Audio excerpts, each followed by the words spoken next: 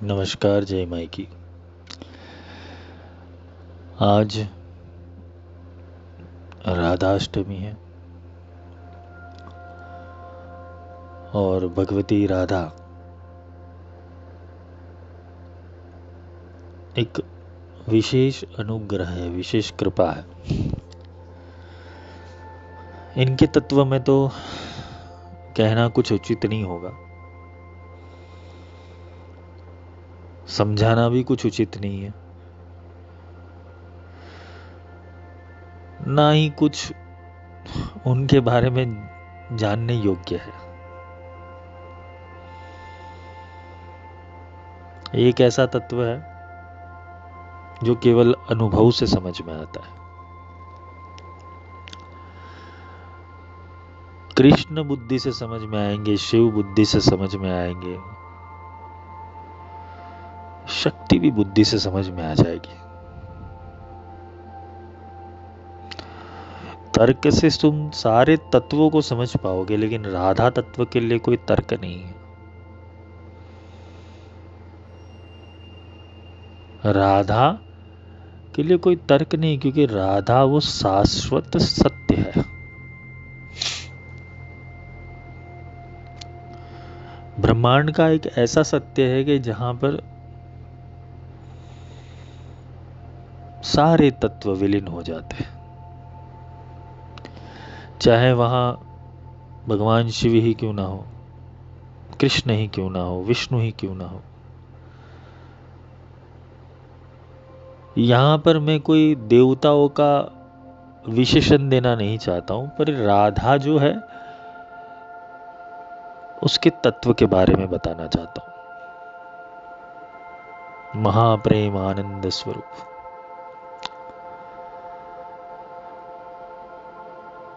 जिसमें निरंतर प्रेम है, जिसमें निरंतर करुणा है, जिसमें निरंतर आनंद है, जिसमें निरंतर दया है, जिसमें निरंतर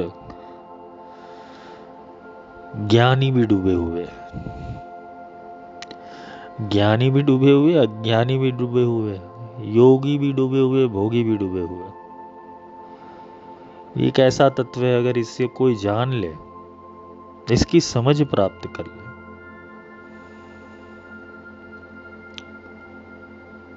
तो वो स्वयं ईश्वर हो जाएगा।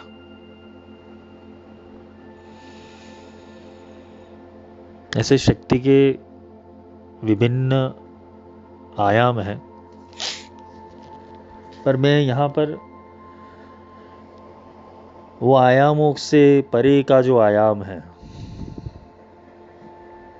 उसे समझाने की कोशिश कर रहा हूं। जहां आत्मा अपने केंद्र बिंदु के ऊपर आता है और आत्मा को पकड़ के जो तत्व रहता है, क्योंकि आत्मा को समझने के लिए आत्मज्ञान की जरूरत है। आत्मज्ञान से आत्मा समझ में आ जाएगा, आत्मज्ञान से साक्षी भी समझ में आ जाएगा। पर साक्षी को ज्ञान देने वाली, दृष्टा को ज्ञान देने वाली वो राधा है। यहां तत्व रूप में देखना, देवी रूप में मत देखना, क्योंकि देवी रूप में देखने गए तो तुम कभी भी राधा को समझ नहीं पाओगे। तुम राधे राधे जपते जाओगे, कुछ नहीं होगा तुम्हारा। तुम्हारे जीवन में बाधाएं जरूर आएगी, राधा नहीं आएगी।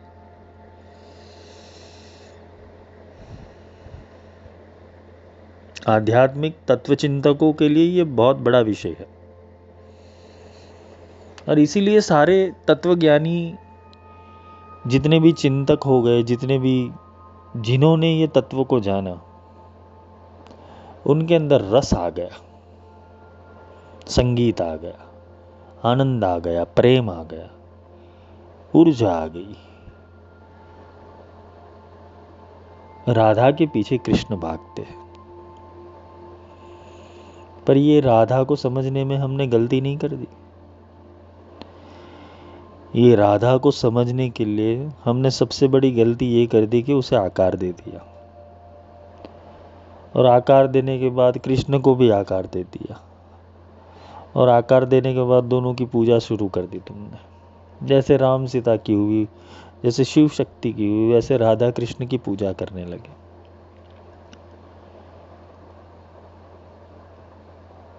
हमारे भारतीय संस्कृति में सबसे बड़ा अंधविश्वास ही यही है कि हम पूजा क्रम से आगे बढ़ना नहीं चाहते, हम साकार क्रम से आगे बढ़ना नहीं चाहते, हम अपनी बुद्धि ही नहीं खोलना चाहते।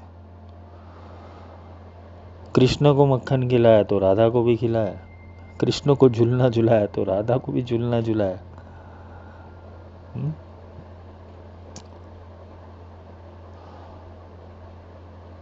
परम गोपी का स्वरूप, गोपियों में भी परम गोपी है ये, महाइंद्री, रसेंद्रिय,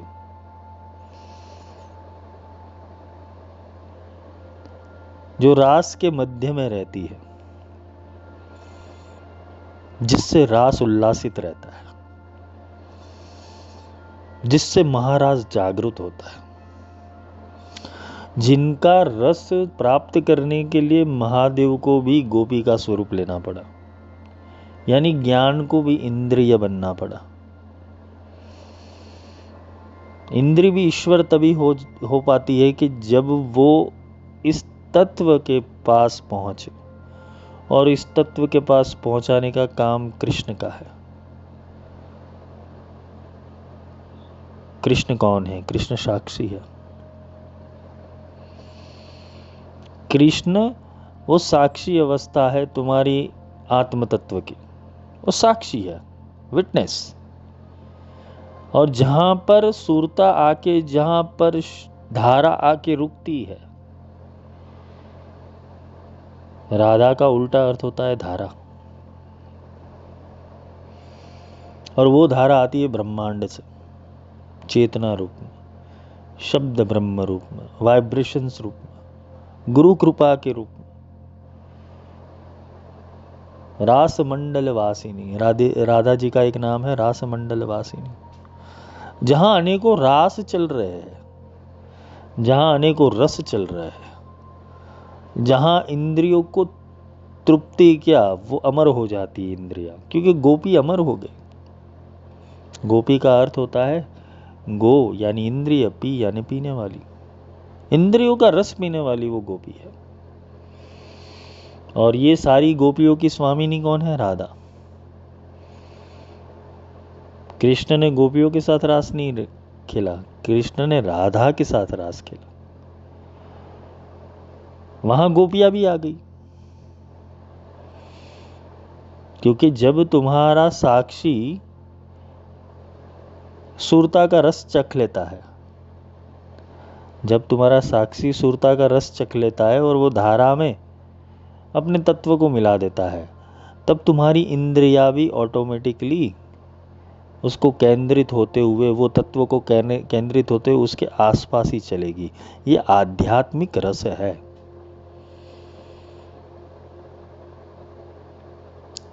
रास में जो तत्व चल रहे थे, एक साक्षी का, एक सुरता का, एक साक्षी का, एक धारा का,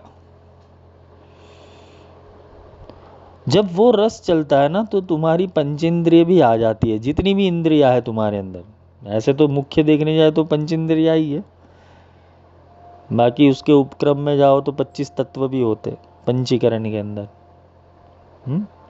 त्रिगुण भी होते हैं, ब्रह्मा विष्णु महेश।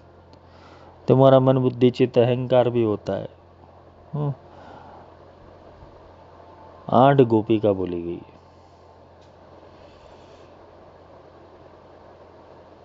छठी इंद्रिय तक तो हम सब कुछ जानते हैं, उसके ऊपर भी 2 इंद्रिया है, जो ध्यानेंद्रिय है और जो प्रज्ञा को जागृत करती है वो।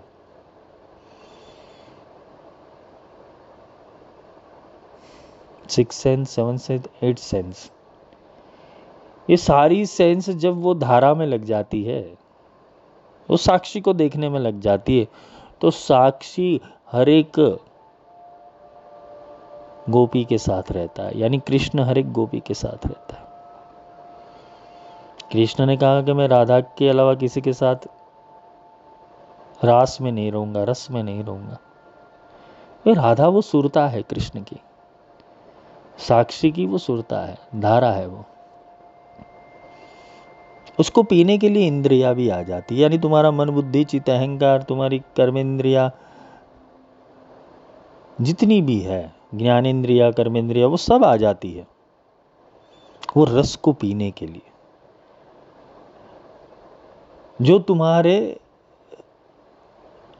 वृंदावन में होता है। ये वृंदावन किधर है? निकुंज में विराजे घनश्याम राधे राधे। ये निकुंज और कोई नहीं, तुम्हारा सहस्त्र दल है। इसे निकुंज पद कहते हैं। वो इंद्रियों का घाट कहते हैं, जहां वो महासुरता नीचे उतरती है, राधा वो धारा रूप से बह रही है। और तुम्हारा साक्षी जब वो सहस्त्रार के ऊपर आ जाता है और वो धारा को पकड़ के ऊपर चढ़ने लगता है, तब वो रास मंडल में प्रवेश करता है। यानी कि तुम साक्षी से सुरता को साध के सुरता के साथ रस में रहोगे, रास में रहोगे, अतीन्द्रिय हो जाओगे। तब जाके तुम इंद्रियों के घट के ऊपर महारास का खेल समझ पाओगे। और यही सुरता, यही साक्षी जब नीचे आ जाता है, यही सुरता जब नीचे आ जाती है, तो उसे रस प्राप्त होता है। पर साक्षी के साथ रस प्राप्त करना वो रास है, और साक्षी के बिना रस प्राप्त करना वो रस है। रास वही है कि जिसमें रस आए। इंद्रियों के घाट के ऊपर जो चीजें हो रही है, क्योंकि रास में भी अलग अलग रास किए भगवान ने। रास और कुछ नहीं है, तुम्हारी समग्र इंद्रियों की जो चेतना है वो एक जगह के ऊपर केंद्रित हो जाए, और उसके बीच में तुम्हारा साक्षी तत्व और तुम्हारी सुरता, तुम्हारी धारा एक दूसरे के अंदर विलीन हो जाए, तब सारी इंद्रियों को ज्ञान मिलना शुरू हो जाता है। यही महारास प्रक्रिया है। तो इंद्रियों के घाट के नीचे, यानी कि तुम्हारे सहस्त्र दल के नीचे, आज्ञा चक्र के नीचे जो भी चीज हो रही है वो रस है। वहां जो भी भोग रहे हो वो रस है, वो इंद्रियों के रस है। लेकिन जब इंद्रिया पूरी सुरता के साथ अपनी साक्षी अवस्था में चली जाती है और साक्षी के साथ एक होकर वो धारा का पान करती है, तो उसे महारास कहते हैं। और वही धारा सबका पोषण करती है, वही धारा से सब बना हुआ है, वही सुरता से सब बना हुआ है। इसीलिए हम कृष्ण के आगे राधा का नाम जपते हैं। जो ब्रह्मांड से आती हुई धारा है, जो ब्रह्मांड से आती हुई शब्द ब्रह्म की धारा है, जब वो तुम्हारे अंदर आकर उल्टी चलने लगे, यानी कि अपने उद्गम स्थान के ऊपर जाने की कोशिश करे, अपने गोलोक यानी इंद्रियों के लोक में जाने की शुरुआत करे। एक है गोकुल और एक है गोलोक। गोलोक यानी इंद्रियों का लोक, इंद्रिया कहां से आई, और गोकुल यानी इंद्रियों का समूह, दोनों गो है। और भगवान कृष्ण को कहते हैं गोपाल, इंद्रियों का पालन करने वाला। अगर वो साक्षी रूपी चेतना तुम्हारे अंदर नहीं होती तो तुम्हारा पालन पोषण होता ही नहीं। शब्दों को समझो, अंधविश्वास में मत पड़ो। भारतीय संस्कृति अंधविश्वास से बनी हुई है। वो निराकार चेतना को आकार देकर तुम बस राधे राधे जप रहे हो। राधे राधे बोलो, राधे राधे बोलो। राधे राधे बोलने से राधा नहीं आएगी, बाधा जरूर आएगी जीवन में। राधा बोलना नहीं है, राधा अनुभव करना है। जब वो धारा सहस्त्रार के ऊपर आती है, निकुंज में आती है, वृंदावन में आती है, गोलोक में आती है, तब उसके साथ कृष्ण का अगर साक्षी का मिलन वहां पर हो गया राधा के साथ, वो धारा के साथ, क्योंकि साक्षी भी उल्टा चलता है ना। तुम्हारा साक्षी इंद्रियों के घाट के ऊपर है, यानी कि मूलाधार चक्र में है। आत्मा रूप में तो वो सब में विद्यमान है। भगवान कृष्ण ने बोला है, हम वैश्वान और भूतवा प्राणी नाम देह मार्षिता, मैं प्राणी रूप में सब में वहन कर रहा हूं, वैश्वानर अग्नि के रूप में। तो भगवान एक जगह थोड़ी बैठा है तुम्हारे शरीर में, तुम्हारे शरीर में जितनी भी चीज है वो भगवान ही है, तुम्हारी सारी इंद्रिय ईश्वरीय ही है, लेकिन सुरता अलग पड़ गई है, तुम्हारी सुरता संसार की ओर दौड़ रही है, इसलिए भगवान तुम्हें दिखाई नहीं देता। वही सुरता अगर ब्रह्म की ओर दौड़ने लगे तो पल पल में ईश्वर दिखाई देगा, कण कण में ईश्वर दिखाई देगा, रस रस में ईश्वर दिखाई देगा। इसलिए कृष्ण का एक नाम रासेश्वर है, जो रस को पीने वाला है, रस को उतारने वाला है। तुम्हारे भीतर अगर साक्षी इतना प्रबल हो गया, प्रकट हो गया, तो तुम सारे रस को नीचे उतार सकते हो। तुम यहां ही गोलोक बना सकते हो, यही स्वर्ग बना सकते हो, यहां वैकुंठ बना सकते हो, यहां कैलाश बना सकते हो। ऊपरी लोक लोकांतर की यात्रा तो इंसान की सुरता जब यहां शरीर छोड़ के जाएगी तब हो पाएगी, लेकिन जब शरीर मिला है, 14 भुवन एक पति होई, तुलसीदास ने कह दिया 14 भुवन में एक ही पति है उसका, वह है राम। राम वो आत्मा का कारक है और सीता उसकी सुरता है। कृष्ण वो साक्षी है और राधा उसकी धारा है।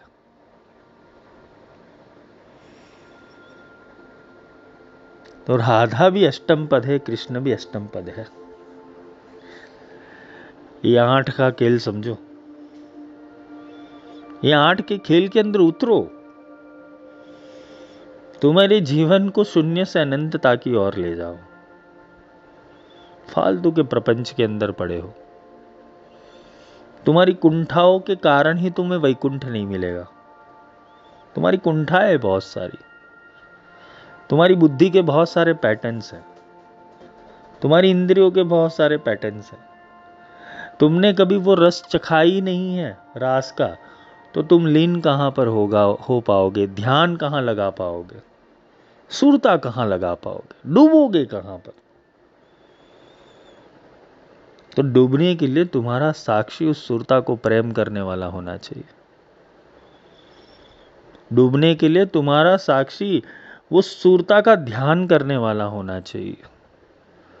डूबने के लिए तुम्हारा साक्षी उस सुरता को समर्पित होना चाहिए।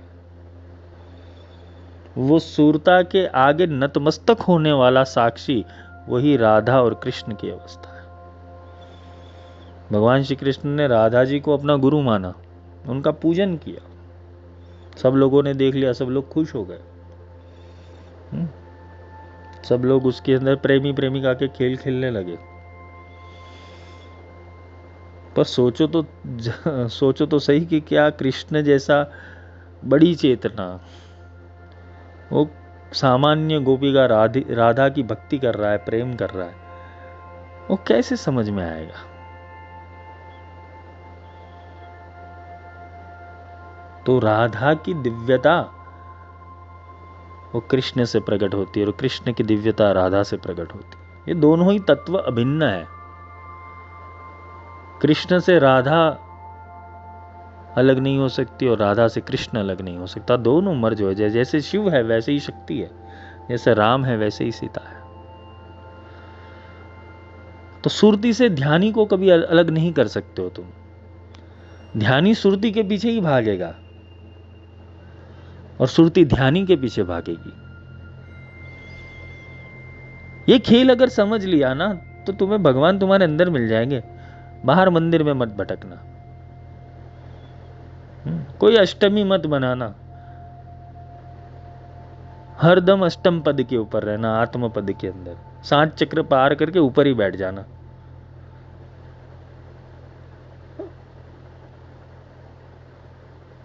और गुरु यहां पर दोनों जगह के ऊपर दोनों तत्वों को पाल रहा है,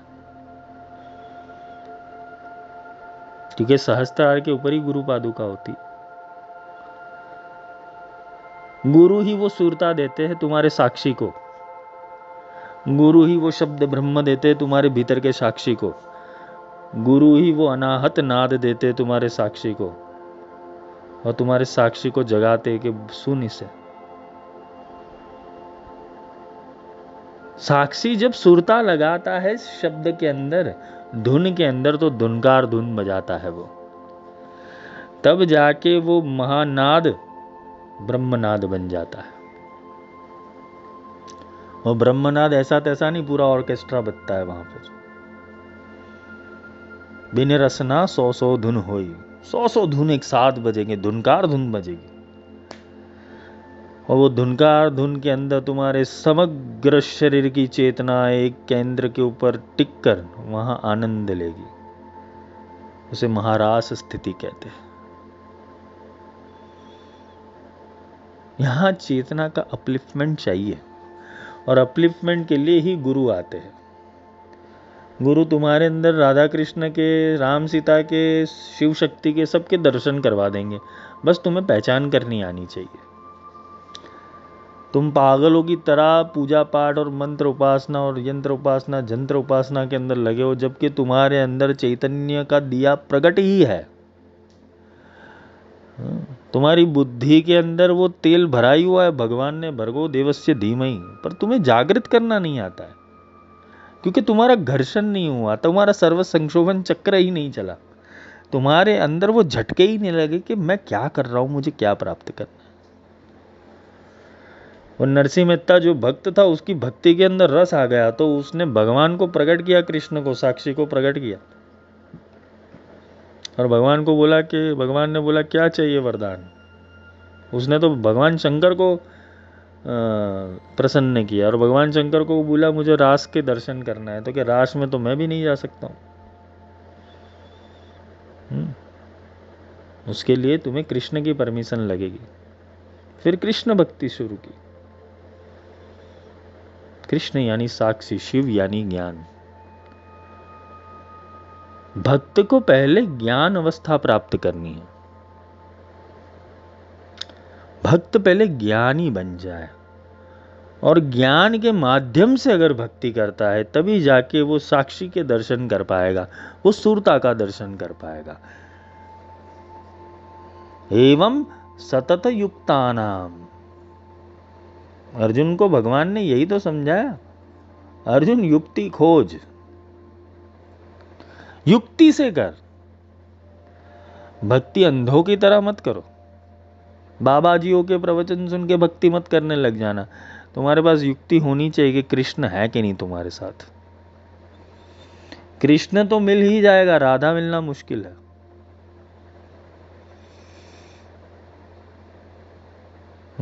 कृष्ण तो मिल ही जाएंगे, राधा मिलना मुश्किल, और जिसको राधा मिल गई उसके पीछे कृष्ण भागते हैं।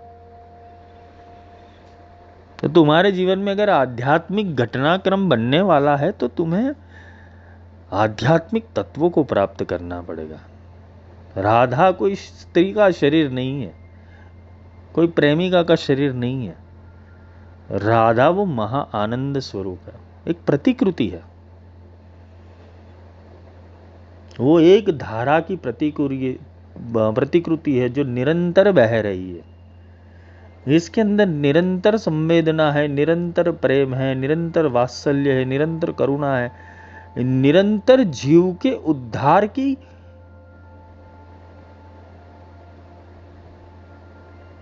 धारा चल रही है,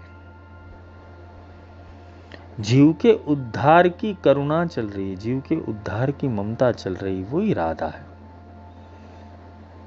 तुम्हारे अंदर जीव भाव है, तुम्हारा उद्धार करने के लिए गुरु धारा देते हैं। वो जितने शिष्य है उनको धारा दी गई है। अब वो धारा को ही पकड़ के बैठोगे तो वो धारा रहेगी, अगर उस धारा को पकड़ के ऊपर चढ़ोगे तो वो राधा हो जाएगी। तुम्हें राधा ढूंढने की जरूरत ही नहीं है, तुम्हें कृष्ण ढूंढने की भी जरूरत नहीं है। तुम तो बस चढ़ाई करो गुरु वचन में, निरंतर गुरु वचन में चढ़ाई करो, निरंतर गुरु का ज्ञान सुनो, निरंतर गुरु की भक्ति में रहो, निरंतर गुरु के शब्द में लीन रहो, अपने आप सारी चीजें आ जाएगी। और महारास कब खेला जाएगा तुम्हें भी पता नहीं चलेगा। और जिसके अंदर महारास की स्थिति प्रकट हो जाती है, वो ना आंख से देख सकता है, ना कान से सुन सकता है, ना मुंह से बोल सकता है, ऐसी स्थिति आ जाती है। और महाराज जब चलता है तो भगवान अनंत ब्रह्मांडों के दर्शन एक पल में करवा देते। और साधक की वो परम अवस्था होती है कि जहाँ उसे महाराज के दर्शन हो जाए, यानी सारी इंद्रियाँ एक बिंदु के अंदर डूब जाए और सारी इंद्रियाँ एक बिंदु के सर्कल के अंदर घूमने लगे। यही यहाँ पर ही श्री चक्र के दर्शन हो जाते हैं। यही 9 चक्र घूमते रहते हैं और 9 चक्र घूमते घूमते घूमते घूमते सेंटर पॉइंट के ऊपर ही आते, बिंदु के ऊपर। और बिंदु के अंदर जब प्रवेश हो जाता है महाआनंद स्वरूप, तब अति रहस्य योगिनी का प्रागट्य हो जाता है। वहाँ ही ललिता महात्रिपुर सुंदरी बैठी हुई है और ये महात्रिपुर सुंदरी एक अवस्था है जो राधा तत्व को धारण किए हुए बैठी है। राधा एक महाधारा है।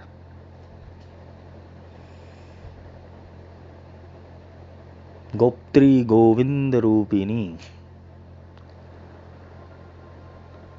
गोविंद रूपिणी है भगवती ललिता, वो कृष्ण रूपा है। दशो महाविद्या कृष्ण के साथ ज्वाइन कर सकोगे, कोई दिक्कत नहीं। कृष्ण धुमावती भी है, कृष्ण बगलामुखी भी है, कृष्ण मातंगी भी है, कृष्ण कमला भी है, कृष्ण काली भी है, कृष्ण तारा भी है, कृष्ण त्रिपुर सुंदरी भी है, कृष्ण भुवनेश्वरी भी है। उनकी जीवन यात्रा देखो, दशो महाविद्या प्रकट करके बैठे थे वो। महाविद्या अवस्था है, महाविद्या खोज है, महाविद्या ऊर्जा की एक अवस्था है। कब कौन सी शक्ति चलानी चाहिए, अगर वो साक्षी को ज्ञान होगा तो वो दशो महाविद्या चला सकता है।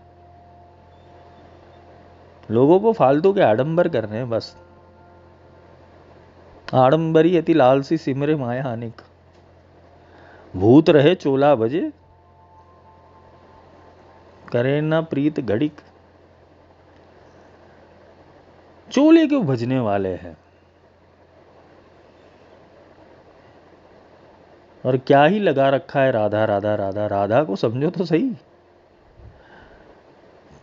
तुम राधा के लिए बाधा हो भाई।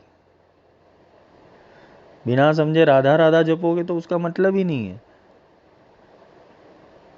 एक पागलपन चल रहा है दुनिया के अंदर।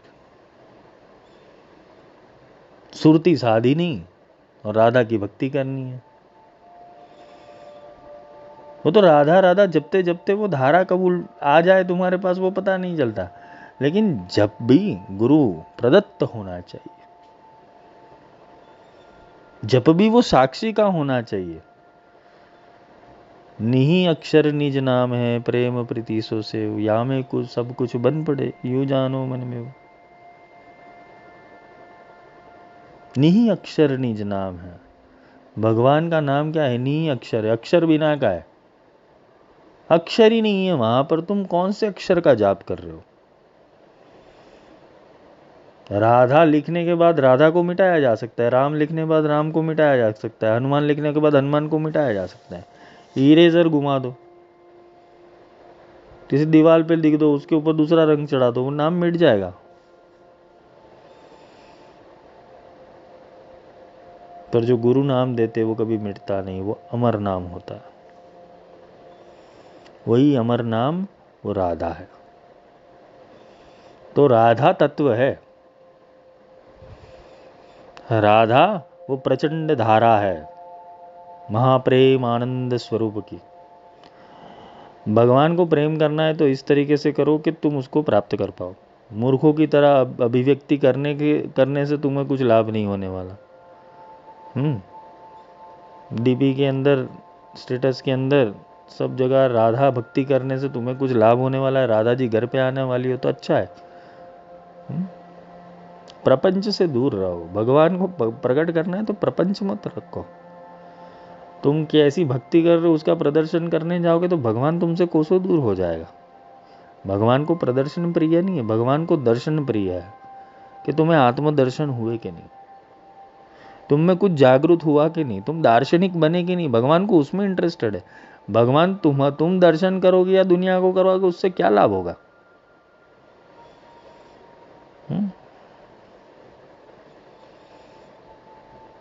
माया का शिकार है सबके सब, और यही माया जाल है। यहाँ भगवान भी लोगों ने अपने हिसाब का बनाया हुआ है, और जिस भगवान को बनाया है वो भगवान को लोग जानते भी नहीं है।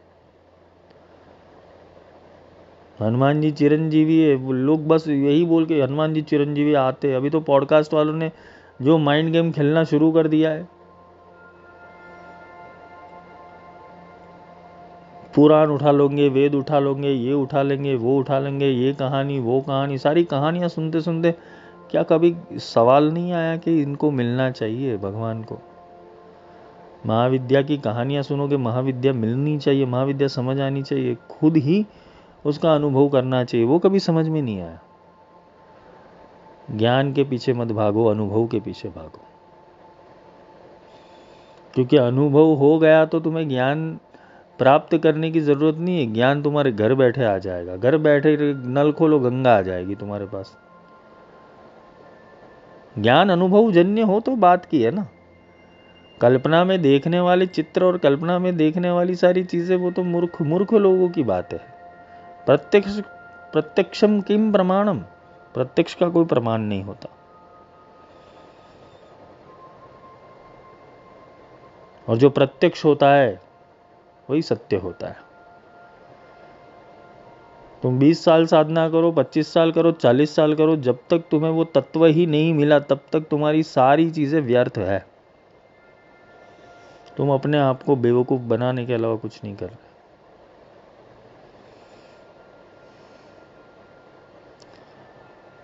गुरु मिला तो सब मिला, ना तो मिला ना कोई, मात सूत और बांधवा, वातो घर घर होई। गुरु मिला तो ये भेद निकाल के देगा तुम्हें कि क्या है सच में। जब वो धारा मिल जाती है ना, अपने आप आनंद प्रकट हो जाता है, वो अपने आप प्रेम प्रकट हो जाते हैं, वो अपने आप सुरती लग जाती है, अपने आप ध्यान लग जाता है। लेकिन वो प्रेम में डूबना भी आना चाहिए ना। तुम्हारा प्रेम सांसारिक है, तुम्हारा प्रेम तुम्हारी दृष्टि का है। अगर तुम्हारा प्रेम परमात्मा की दृष्टि का हो गया, गुरु की दृष्टि का हो गया, तत्व की दृष्टि का हो गया, तब जाके वो तत्व तुम्हें दर्शन देंगे। फिर मजा आएगा, फिर रास होगा, महारास होगा, आनंद होगा। हर पल आनंद करोगे, रुकोगे नहीं, अमर हो जाओगे। शरीर भाव छूट जाएगा, देह छूट जाएगा, इंद्रिया छूट जाएगी, आत्मा विलीन हो जाएगा। किस में हो जाएगा? राधे राधे, वो धारा में। आज के लिए इतना ही। जय माई की। होप राधा तत्व समझ में आया हो। आज अष्टमी थी, राधा अष्टमी, इसलिए समझाने की कोशिश की। बस यही कहूँगा कि जीवन में प्राप्त कर लो, बातें मत करो, अनुभव कर लो। ज्ञान मत दो, ज्ञान मत पेलो या ना ज्ञान प्राप्त करो, अनुभव करो। और अनुभव करना है तो किसी गुरु के सानिध्य में करना, अपने मन के हिसाब से मत करना, वरना ऊपर जाके फंस जाओगे, लॉक लग जाएगा सारा। क्योंकि भगवान उसी को एंट्री देता है जो उसे सच्ची मोहब्बत करता है, दिखावा नहीं। और दिखावे वाले को भगवान मिलता नहीं। आज के लिए इतना ही। जय माई की।